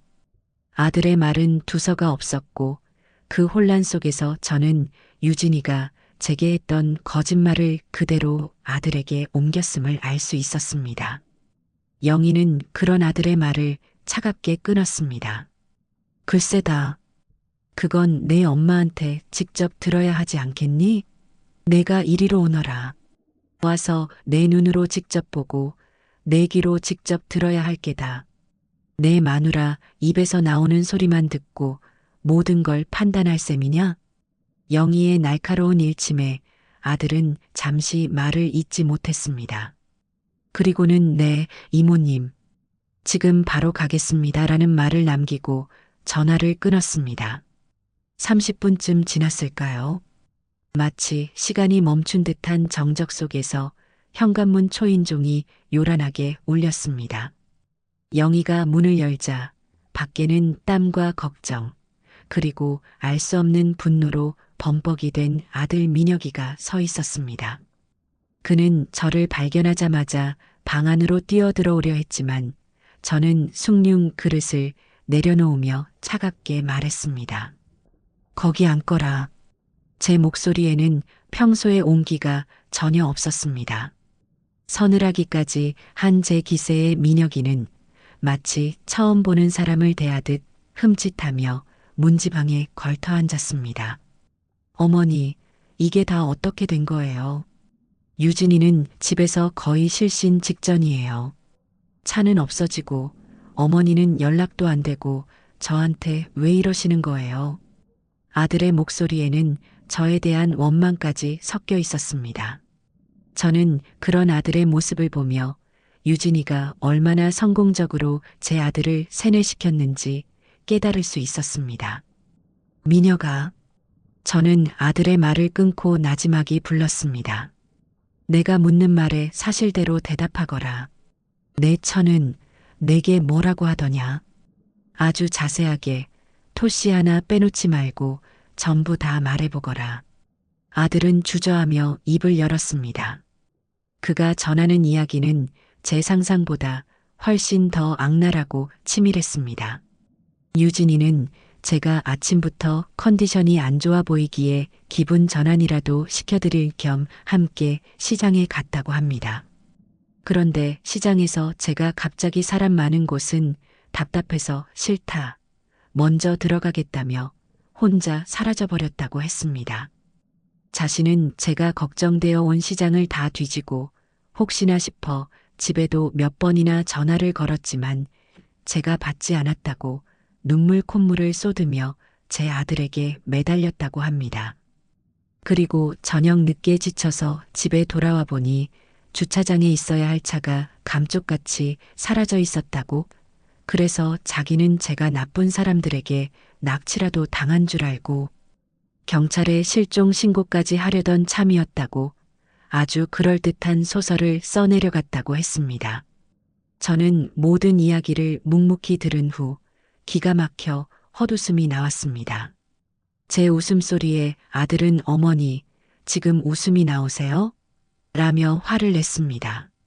저는 웃음을 거두고 품속에서 차가운 스마트키 하나를 꺼내 아들 앞에 내려놓았습니다. 민혁이가 제게 맡기고 갔던 예비 열쇠였습니다. 이게 왜 어머니한테? 민혁아, 어제 내 처는 나를 동대문 시장에 끌고 갔다. 내 말대로였지. 하지만 기분 전환을 위해서가 아니라 자기 짐을 들어줄 짐꾼이 필요해서였단다. 그리고는 하루 종일 늙고 병든 이 어미를 종처럼 부려먹었지. 그러다 내가 늙고 병들어 제 걸음 하나 제대로 못 맞추자 다 큰 어른이 길 하나 못 찾냐는 모욕과 함께 수많은 사람들이 오가는 지하도 한복판에 나를 버리고 저 혼자 집으로 돌아왔단다. 제 목소리는 마른 나뭇잎처럼 건조했지만 그 안에 담긴 내용은 비수처럼 날카로워 아들의 심장을 후벼 팠을 겁니다. 민혁이의 얼굴이 하얗게 질려갔습니다. 그의 눈동자가 맹렬하게 흔들렸습니다. 어머니, 그게 무슨 유진이가 그럴 리가 없어요. 어머니가 뭔가 오해하셨을 거예요. 아들은 마지막까지 아내를 믿고 싶어 했습니다. 저는 그런 아들의 마지막 미련을 제 손으로 직접 끊어주기로 마음먹었습니다. 저는 말없이 옆에 놓아두었던 서류 봉투를 그에게 건넸습니다. 봉투 안에는 제가 어제 찾아냈던 자동차 매매 계약서 원본이 들어 있었죠. 아들은 떨리는 손으로 서류를 꺼내 들었습니다. 그리고 구매 대금을 지불한 사람의 이름, 박찬숙 석자를 확인하는 순간 아들의 눈동자는 지진이라도 난 듯 흔들렸습니다. 숨쉬는 법조차 잊어버린 사람처럼 아들은 그 서류만 멍하니 바라보았습니다. 미녀가, 나는 내 차를 판 게 아니다. 저는 자리에서 일어나 아들의 눈을 똑바로 쳐다보며 말했습니다. 내가 너희에게 주었던 내 마지막 선물을 내 손으로 되가져왔을 뿐이다. 그 순간 아들의 눈에서 굵은 눈물이 툭 하고 떨어졌습니다. 그것은 슬픔의 눈물이 아니었습니다. 모든 기만이 벗겨지고 추악한 진실을 정면으로 마주한 자의 참담함과 제 어미가 겪었을 모멸감에 대한 처절한 분노의 눈물이었습니다. 아들은 서류를 쥔 채로 부들부들 떨기 시작했습니다. 그리고는 고개를 떨구고 아이처럼 흐느끼기 시작했습니다. 어머니, 어머니, 제가 죽일 놈입니다. 그제야 제 아들은 자기가 지난 10년간 얼마나 거대한 거짓 속에 살아왔는지 깨달은 것이었습니다. 아들은 한참을 울다가 아무 말 없이 자리에서 일어났습니다. 그리고는 저와 영희에게 허리를 깊이, 아주 깊이 숙여 인사하고는 지옥의 사자 같은 얼굴로 집을 나섰습니다. 그날 밤 아들 내외의 집에서는 무슨 일이 벌어졌을까요? 저는 그저 상상만 할 뿐이었습니다. 하지만 며칠 뒤 영희 조카인 현수 씨에게서 연락이 왔습니다. 경찰서에서 연락이 왔었다고 합니다. 유진이가 차량 도난 신고를 하는 바람에 차를 구매한 사람이 조사를 받게 되었고 그 과정에서 정상적인 서류를 통해 합법적으로 이전된 사실이 밝혀졌다는 것이었습니다. 심지어 유진이는 시어머니가 인감도장을 훔쳐서 차를 팔아버렸다며 저를 절도범으로 몰아가려 했지만 제가 구매자라는 사실이 명백한 계약서 앞에서 그녀의 주장은 묵살되었다고 합니다. 결국 유진이는 경찰에게 가족 문제를 이런 식으로 끌고 오지 말라는 핀잔과 함께 무고죄로 역고소당할 수 있다는 경고까지 받고 망신만 당한 채 돌아갔다고 했습니다. 그 소식을 전해 들으며 저는 비로소 웃을 수 있었습니다. 제 길고 길었던 반격의 서막이 아주 성공적으로 올랐음을 확인하는 순간이었습니다. 영인의 집에서 며칠을 더 신세진 후 저는 본격적으로 저만의 보금자리를 찾아 나섰습니다. 영희는 다 늙어서 무슨 고생이냐, 그냥 나랑 같이 살자고 했지만 저는 단호하게 고개를 저었습니다. 남은 인생만큼은 그 누구의 눈치도 보지 않고 온전히 저 자신으로 살고 싶었습니다. 제 발로 서서 제 힘으로 숨쉬고 싶었어요. 저와 영희는 매일같이 부동산을 드나들었습니다. 젊은 시절 민혁이 아빠와 함께 우리 가족이 살 집을 구하러 다녔던 때가 어렴풋이 떠올랐습니다. 그때는 설렘과 희망으로 가득했는데 지금은 비장함과 결연함이 그 자리를 대신하고 있었죠. 저희는 세 군데의 집을 둘러보았습니다. 첫 번째 집은 값이 싸고 넓었지만 햇볕이 잘 들지 않아 낮에도 불을 켜야 할 정도로 어두웠습니다. 저는 평생을 음지에서 살았는데 제 마지막 거처까지 어둡게 만들고 싶지는 않았습니다. 두 번째 집은 남향에 밝았지만 바로 앞에 왕복 8차선 도로가 있어 너무 시끄러웠습니다. 저는 이제 소음이 아니라 평화를 원했습니다. 마지막으로 찾아간 곳이 바로 지금 제가 살고 있는 작은 오피스텔이었습니다. 새로 지은 건물이라 깨끗했고 창문으로는 사계절 내내 햇볕이 가득 들어올 것 같았습니다. 창문을 열면 작은 공원이 내다보여 새소리도 들렸죠. 무엇보다도 혼자 살기에 부족함도 과함도 없는 딱 알맞은 크기였습니다. 부동산 중개인은 어르신 혼자 사시기에는 딱입니다. 관리도 잘 되고 안전하고요라며 저를 부추겼습니다. 저는 그 자리에서 바로 계약을 결정했습니다. 제 이름 석자, 박찬숙이 적힌 임대차 계약서에 도장을 찍는 순간 저는 수십 년간 저를 짓누르던 무거운 짐을 벗어던진 듯한 해방감을 느꼈습니다. 이것이야말로 진정한 제 집이었습니다. 차를 판 돈으로 치른 보증금은 제 자유의 증거이자 새로운 삶의 주춧돌이 되어 주었습니다. 이삿날 아들 민혁이가 어떻게 알았는지 저를 찾아왔습니다. 며칠 사이에 얼굴이 반쪽이 되어 있었죠. 아들은 아무 말 없이 제 짐을 나르고 묵묵히 청소를 도왔습니다. 그 어색하고 무거운 침묵 속에서 저는 아들이 겪었을 마음고생의 깊이를 짐작할 수 있었습니다. 짐 정리가 어느 정도 끝났을 때 아직 가구라고는 아무것도 없는 텅 빈 거실에서 아들은 제 앞에 무릎을 꿇었습니다. 어머니, 제가 다 잘못했습니다. 제가 죄인입니다. 아들은 자기가 유진이의 거짓말을 모두 알고 있었으면서도 가정이 시끄러워지는 것이 두려워 애써 외면해 왔다고 고백했습니다. 제게 무심했던 것이 아니라 진실을 마주할 용기가 없었던 비겁함 때문이었다고 눈물로 용서를 빌었습니다. 그는 그날 밤 유진이와 나눴던 대화에 대해서도 털어놓았습니다. 유진이는 끝까지 자신의 잘못을 인정하지 않고 어머니가 원래 좀 이상하시잖아요. 라며 소리를 질렀고 심지어 그깟차 한 대 때문에 당신이 나한테 이럴 수 있어? 라며 물건을 집어 던지기까지 했다고 합니다. 그 모습에 아들은 완전히 정이 떨어져 버렸다고 했습니다. 저는 무릎 꿇은 아들의 어깨를 말없이 두드려 주었습니다. 아들을 용서하고 말고 할 것도 없었습니다. 그저 제 아들이 다시는 비겁한 남편, 불효한 자식으로 살지 않기를 바랄 뿐이었습니다. 그날 이후 저는 저만의 성을 꾸미는 일에 몰두했습니다. 가장 먼저 푹신하고 편안한 1인용 안락 의자를 샀습니다.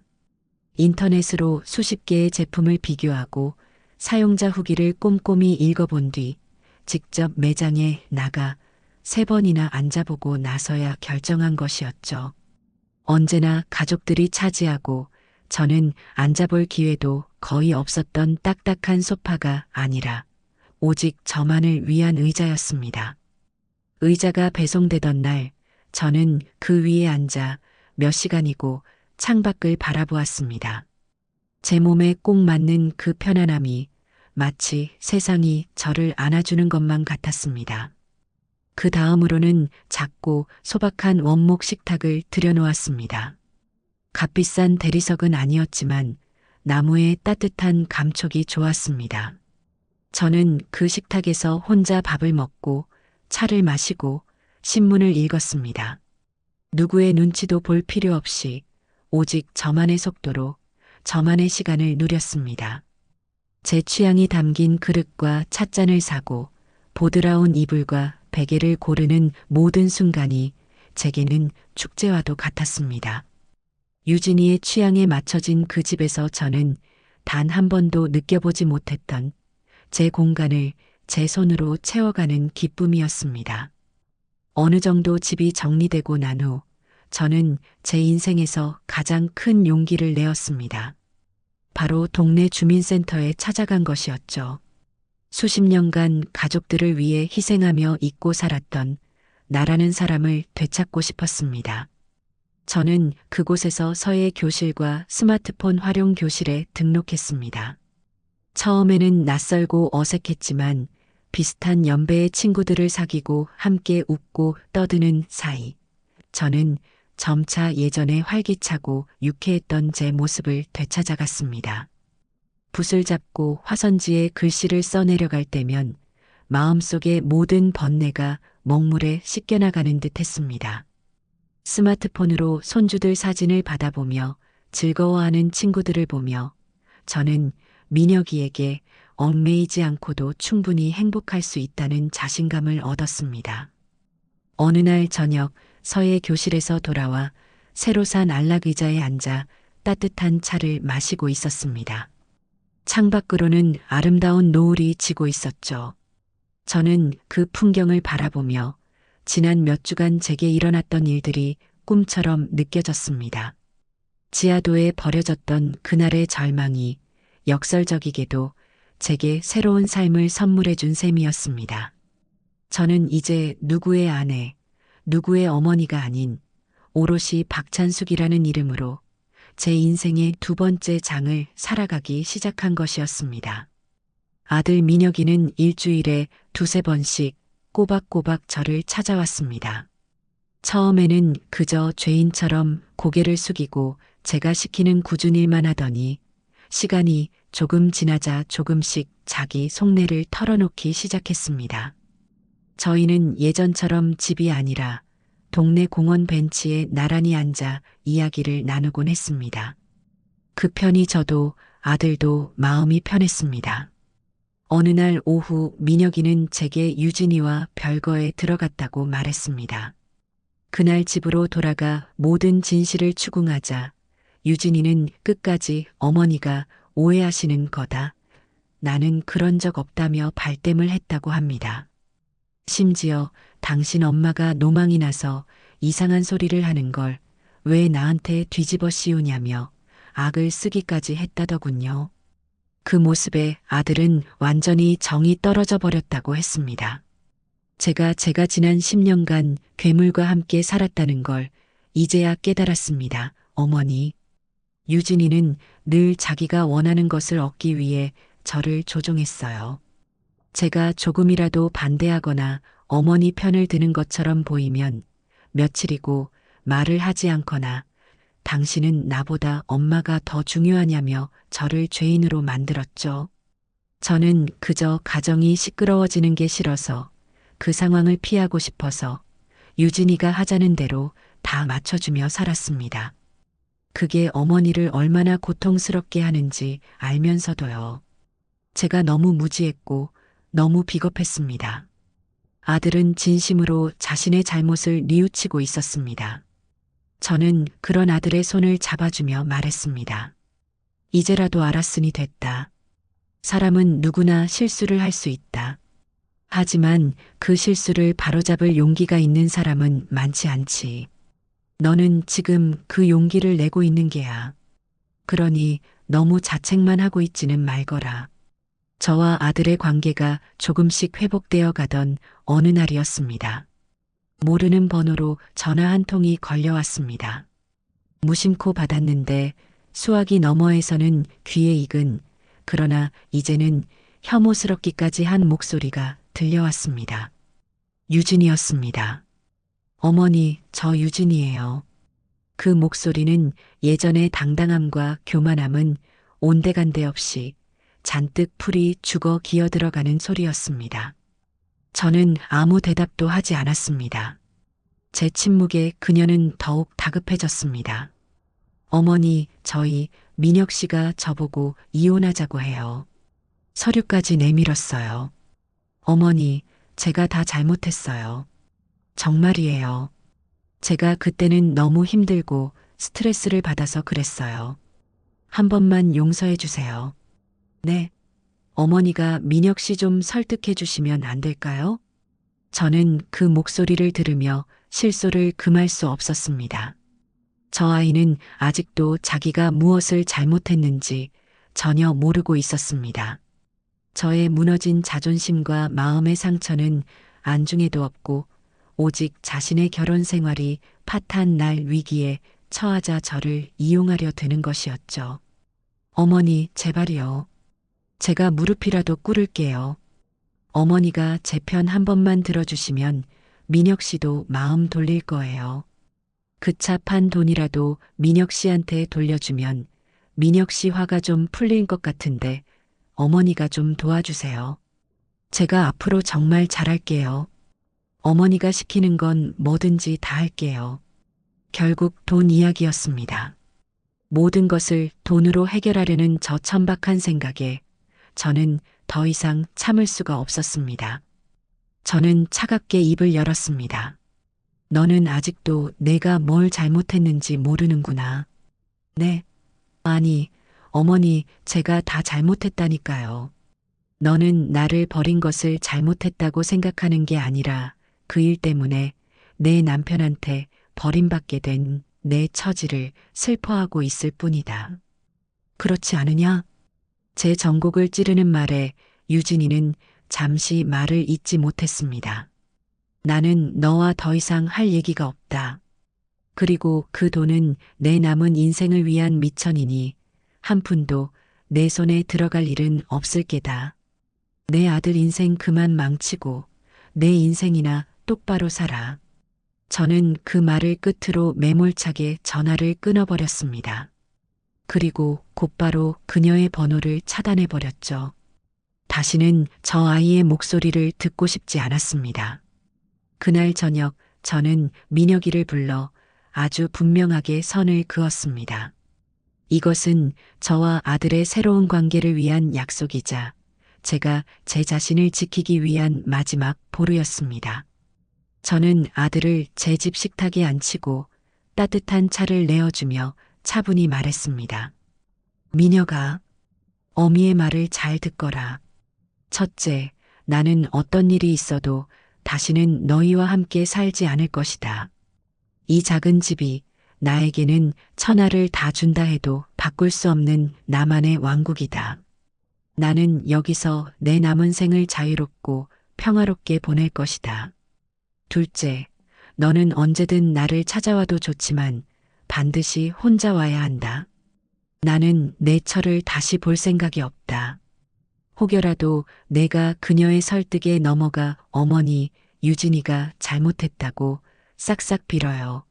따위의 말을 하러 올 생각이라면 그날로 너와 나의 인연도 끝나는 줄 알 거라. 셋째, 내 결혼 생활은 온전히 너희 두 사람의 문제다. 이혼을 하든 재결합을 하든 내가 관여할 바는 아니다. 다만 만약 내가 그녀와 다시 살기로 결정한다면 두 번 다시는 내 처 때문에 내 마음을 다치게 하는 일이 없도록 내가 중간에서 제대로 된 방패막이가 되어야 할 것이다. 내가 내 아내 하나 제대로 휘어잡지 못해 또다시 나를 고통스럽게 한다면 나는 너 또한 용서하지 않을 것이다. 마지막으로 넷째, 이제부터 너는 내 어미의 아들이기 이전에 한 가정의 가장이자 독립된 어른으로 행동해야 한다. 내 인생을 스스로 책임지고 내가 한 선택에 대해 변명하지 마라. 언제까지고 엄마 치마폭에 숨어 문제를 회피하려 들지 말라는 뜻이다. 제 단호한 선언에 아들은 아무 말 없이 고개를 끄덕였습니다. 그리고는 아주 한참 만에 입을 열었습니다. 네, 어머니. 명심하겠습니다. 어머니 아들로 그리고 한 남자로 부끄럽지 않게 살겠습니다. 그날 이후 저희 모자는 아주 오랫동안 서로에게 짐이 되었던 관계를 청산하고 비로소 서로를 존중하는 건강한 어른 대 어른으로 마주 설 수 있게 되었습니다. 제가 집을 나와 독립했다는 소문과 아들 내외가 별거에 들어갔다는 소문은 날개를 단 듯 친척들 사이에 퍼져나갔습니다. 얼마 지나지 않아 제게는 여러 갈래의 연락이 오기 시작했습니다. 제 친정 쪽 식구들은 자초지종을 듣고는 유진이의 뻔뻔함에 혀를 내두르며 제 결정을 전적으로 지지해 주었습니다. 특히 제 친정 언니는 전화를 걸어 속 시원하다. 찬수가. 진작 그렇게 했어야지. 너 고생한 거 생각하면 그년 머리털을 다 뽑아놔도 시원찮다. 라며 저보다 더 분개해 주었습니다. 하지만 시댁 쪽, 특히 유진이와 가깝게 지내던 몇몇 동서들은 제게 전화를 걸어 형님, 그래도 며느리가 잘못했다고 싹싹 빌면 한 번쯤은 용서해 주셔야지요. 애 아빠 없으면 민혁이만 불쌍하지 않겠어요? 라며 은근히 저를 압박했습니다. 저는 그들의 위선적인 충고에 차분하지만 단호하게 대답했습니다. 동서, 그 아이는 잘못했다고 비는 게 아니라 자기 살 길이 막막해지니 비는 신용을 하는 것뿐이요. 그리고 내 아들 민혁이는 이제 불쌍한 아이가 아니라 자기 인생을 책임져야 할 40 넘은 사내요. 그러니 더는 이 일에 관여하지 말아주셨으면 합니다. 제 태도에 그들은 더 이상 아무 말도 하지 못했습니다.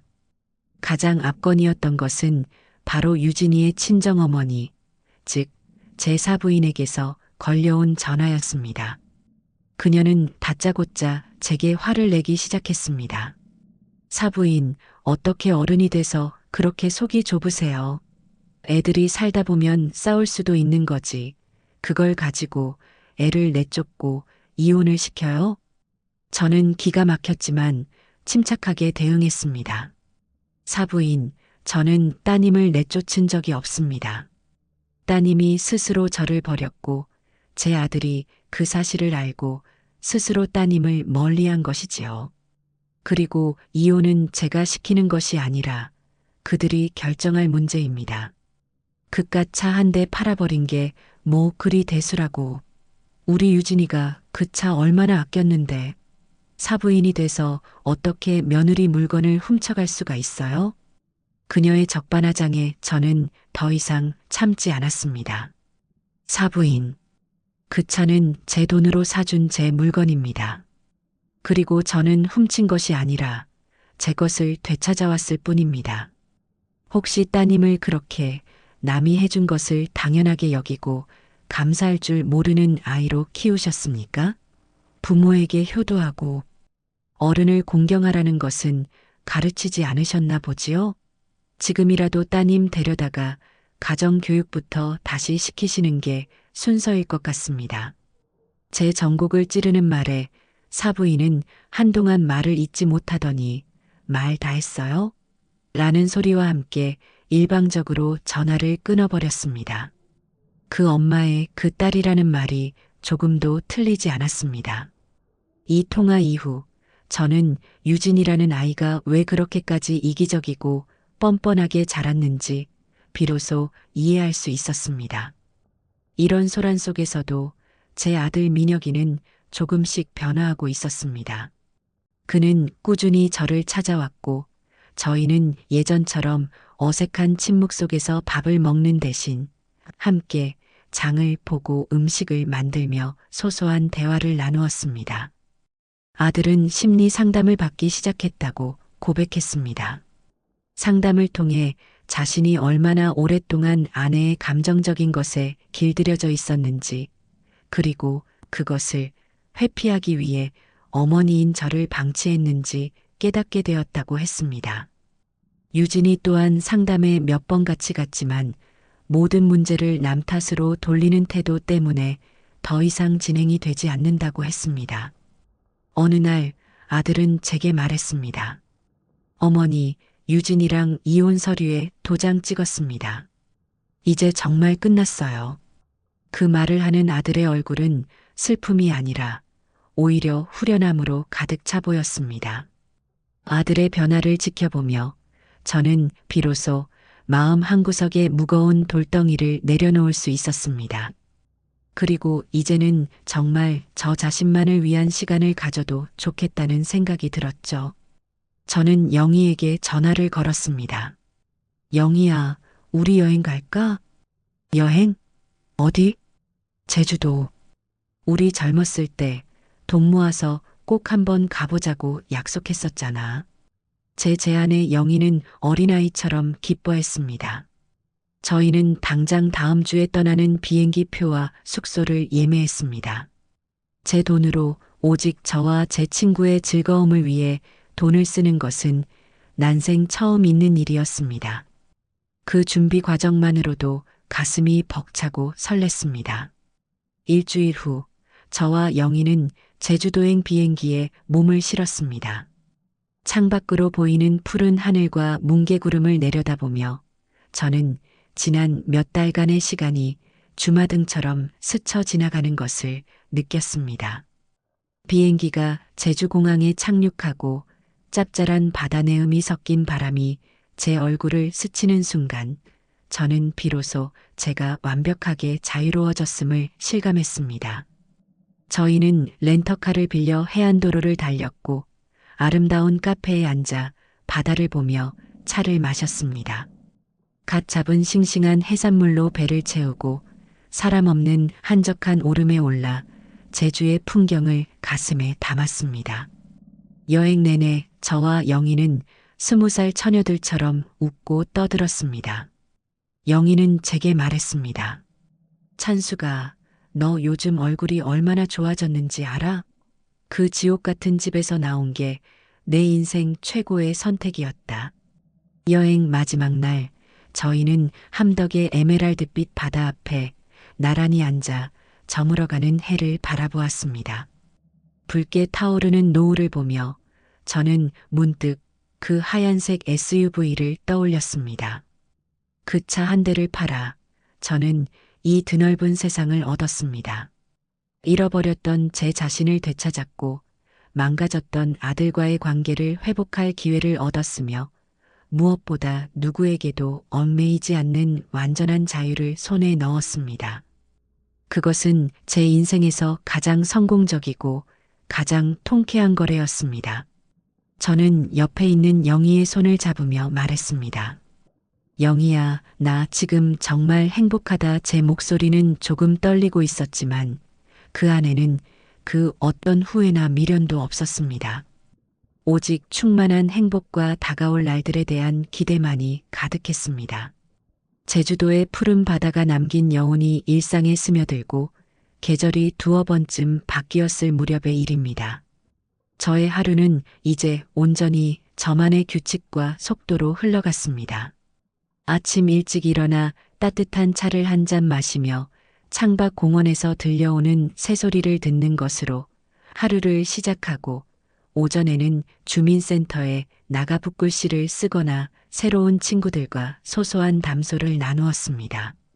텅 비어 있던 제 오피스텔은 이제 저의 손길이 닿은 아늑한 물건들로 가득 채워졌고 구석구석에 스민 제 채취는 이곳이 온전히 저만의 성이라는 사실을 매 순간 일깨워 주었습니다. 아들 민혁이는 여전히 꾸준히 저를 찾아왔습니다. 하지만 이제 그의 얼굴에는 죄책감이나 어색함 대신 편안하고 따뜻한 미소가 자리 잡고 있었죠. 저희는 더 이상 과거의 일을 입에 담지 않았습니다. 그저 함께 장을 보고 저녁을 만들어 먹고 새로 나온 드라마에 대해 이야기를 나누는 평범한 모자 사이가 되었습니다. 아들은 유진이와 법적으로도 완전히 남남이 된 후 오히려 더 안정되고 성숙한 어른이 되어갔습니다.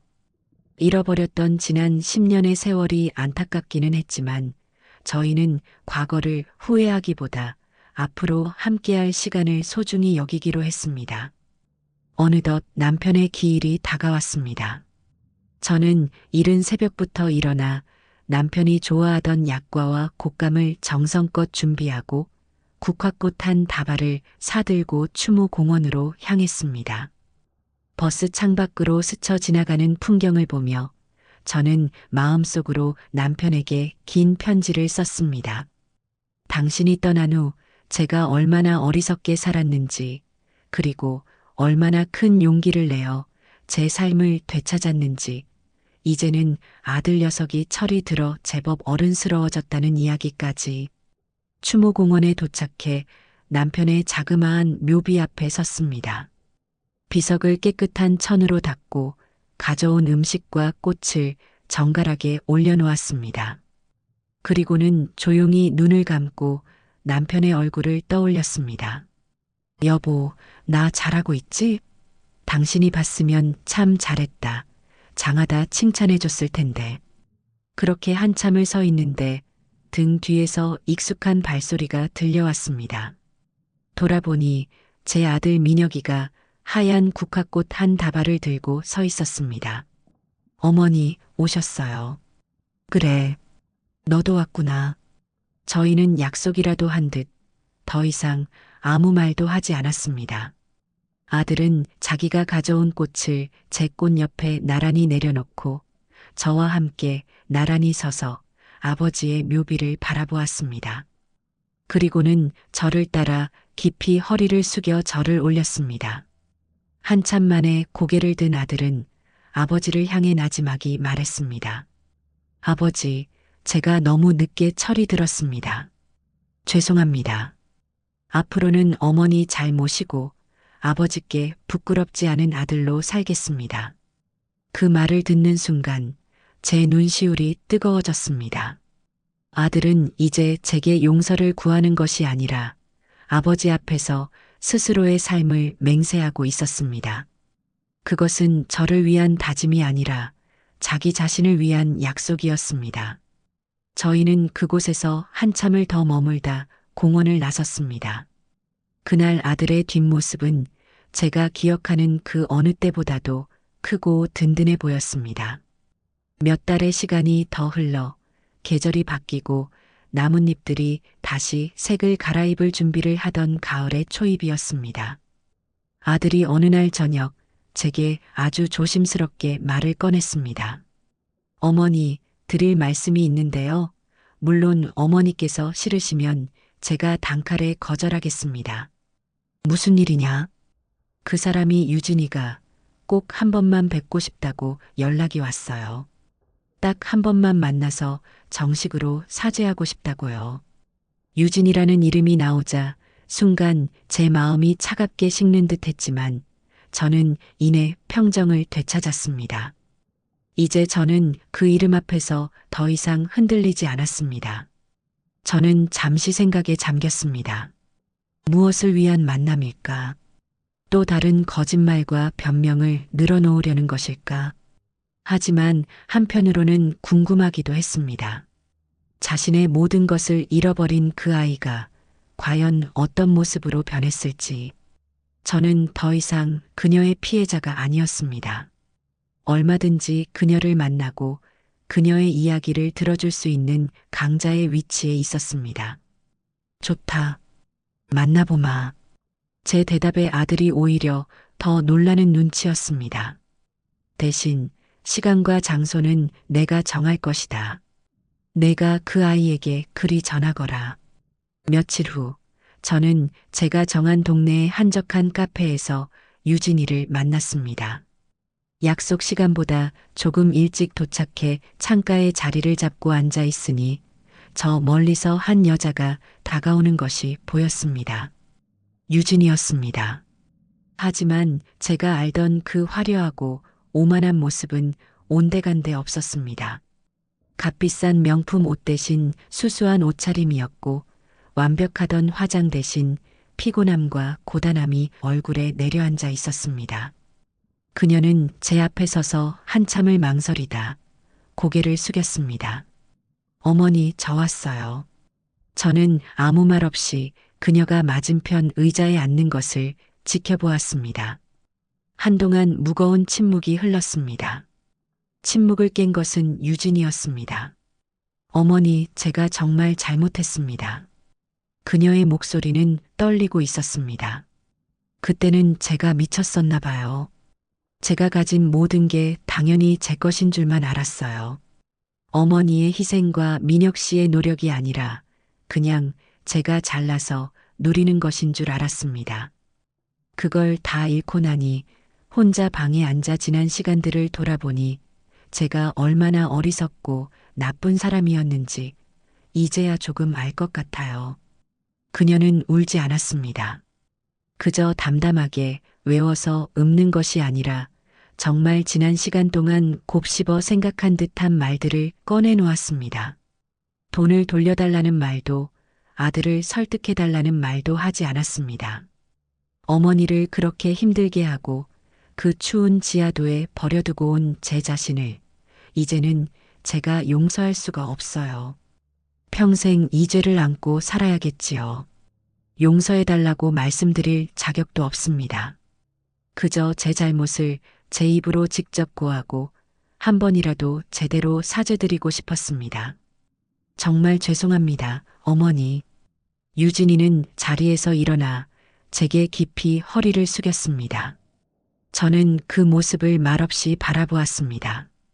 진심일까? 아니면 또 다른 연기일까? 그것은 중요하지 않았습니다. 중요한 것은 저 아이가 자신의 잘못을 깨닫기 위해 혹독한 대가를 치렀다는 사실이었습니다. 제 마음속에서 그녀에 대한 미움과 분노가 눈 녹듯 사라지는 것은 아니었지만 더 이상 그녀를 증오하며 제 남은 인생의 에너지를 낭비하고 싶지는 않았습니다. 내가 그 말을 하기까지 아주 긴 시간이 걸렸구나. 내가 겪은 고생이 너를 조금은 사람으로 만든 모양이다. 저는 찻잔을 들며 말했습니다. 하지만 용서는 내가 해주고 말고 할 수 있는 가벼운 말이 아니다. 내가 한 짓에 대한 상처는 내 평생 갈 것이고 내 사과가 그 상처를 없애주지는 않아. 그저 내가 내 잘못을 알게 되었다니 그걸로 족하다. 이제 돌아가거라. 그리고 다시는 내 앞에 나타나지 마라. 제 말에 유진이는 조용히 고개를 끄덕이고는 카페를 나섰습니다. 그 쓸쓸한 뒷모습을 보며 저는 비로소 제 길었던 복수가 완전히 끝났음을 느꼈습니다. 그날 이후 제 삶은 다시 평온한 일상으로 돌아왔습니다. 저는 서예 교실에 더욱 열심히 나갔고 얼마 전부터는 동네 도서관에서 하는 자서전 쓰기 강좌에도 참여하기 시작했습니다. 제 파란만장했던 인생을 제 손으로 직접 기록하고 싶어졌기 때문입니다. 어느 맑은 주말 오후 저는 새로 산 안락 의자에 앉아 뜨개질을 하고 있었습니다. 창밖에서는 아이들의 웃음소리가 들려왔고 제 작은 집안에는 라디오에서 흘러나오는 잔잔한 클래식 음악이 가득했습니다. 잠시 후 민혁이가 제가 제일 좋아하는 과일들을 한 아름사 들고 집으로 들어왔습니다. 어머니, 주말인데 심심하실까 봐 왔어요. 오기는 뭘 맨날 와. 너도 내 생활이 있지. 저는 그렇게 핀잔을 주면서도 어느새 아들을 위해 차를 준비하고 있었습니다. 저희는 식탁에 마주 앉아 과일을 먹으며 소소한 이야기를 나누었습니다. 아들은 새로 옮긴 부서에서 인정받고 있다는 이야기, 주말에는 등산을 다니기 시작했다는 이야기를 했습니다. 그의 얼굴은 예전보다 훨씬 밝고 건강해 보였습니다. 아들이 돌아가고 저는 다시 의자에 앉아 창밖을 보았습니다. 도시의 불빛들이 하나둘씩 켜지기 시작하며 아름다운 야경을 만들어내고 있었습니다. 저는 문득 제 통장을 떠올렸습니다. 그 안에는 차를 팔아 마련한 제 남은 인생을 지켜줄 든든한 돈이 고스란히 들어 있었습니다. 하지만 저는 깨달았습니다. 그 하얀색 SUV를 팔아 제가 얻은 진짜 재산은 통장 속의 숫자가 아니라는 것을, 제가 얻은 진짜 유산은 아침에 눈을 떴을 때 누구의 눈치도 보지 않고 제 마음대로 하루를 계획할 수 있는 자유였습니다. 망가졌던 아들과의 관계가 회복되고 서로를 존중하는 어른으로 마주 볼 수 있게 된 시간이었습니다. 그리고 무엇보다 수십 년간 잊고 살았던 박찬숙이라는 제 자신을 되찾은 기쁨이었습니다. 돈은 그저 이 모든 것을 가능하게 해준 아주 유용한 도구였을 뿐입니다. 저는 자리에서 일어나 책상으로 갔습니다. 그리고 서랍에서 영희와 함께 사두었던 작은 세계 지도와 여행 책자를 꺼냈습니다. 다음에는 어디로 가볼까? 따뜻한 남쪽 나라의 바다도 좋고 고풍스러운 유럽의 도시들도 좋을 것 같았습니다. 책장을 넘기는 제 입가에는 저도 모르는 사이에 행복한 미소가 번지고 있었습니다. 제 인생은 이제 막 가장 빛나는 황혼을 향해 다시 시작되고 있습니다.